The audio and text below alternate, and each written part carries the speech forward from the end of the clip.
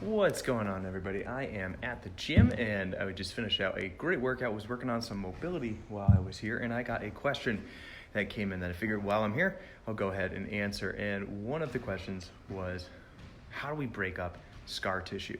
And without getting too technical, what we have to understand is, if this is the way our muscles work, scar tissue is essentially, imagine your tissues are locked up, and then there's a stake or a nail driven through there that locks them in place. And now they don't slide and glide the way that they normally do. So how do we break that up? Well, a mobility ball is a great way to do this. And I just posted a video, I can't remember if it was yesterday or 2 days ago, on the 3 techniques that everybody should know with a foam roller. And if you watch that video, it'll go much more in depth. But the secondary part of the question was about the IT band. And real quick, the IT band essentially runs down the side of our leg, down this side from, we'll call it the hip bone, down to the knee, roughly speaking. It's rough, thick, connective tissue. The thing with the IT band is it's meant to be tight. We don't want it to be super loose, but we do want it to be able to do its thing. And sometimes if we have scar tissue, particularly around the hip, that's holding the muscles of the leg and the butt and everything in place, then what happens is the IT band can't work properly and it might put stress on your knee.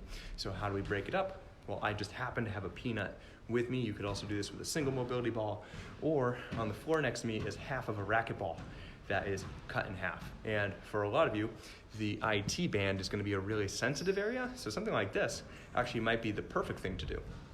So let me see if I can get this camera set right. But what we want to do is find the pocket of the hip. If you imagine here's your hip bone, we want to go just down a little bit and just a little bit off to the side, into the side of your butt. And we take something like this, half of a racquetball.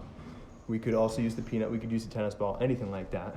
And we apply a little bit of pressure, and then we just simply get the leg to move. And just doing this is going to start to break up those tissue adhesions. If this is not enough, which I'm finding out is not enough for me, we grab something like this. This might be too aggressive for some of you watching, but the point being, we apply that pressure. If you guys watched my 3 techniques that you need to know about mobility and foam rolling, step 1, keep the roller or implement still, move your leg. This brings range of motion back into that hip joint, feeds slack down the IT band, and takes some pressure off the knee and off of the lower back. Step 2 is keep the leg still and move the roller. And then step 3 is don't move anything. Don't move the roller, don't move the leg, just find a knotted up tight spot, stay on it, apply pressure, squeeze your leg, squeeze your butt, contract around the ball, then take a big breath.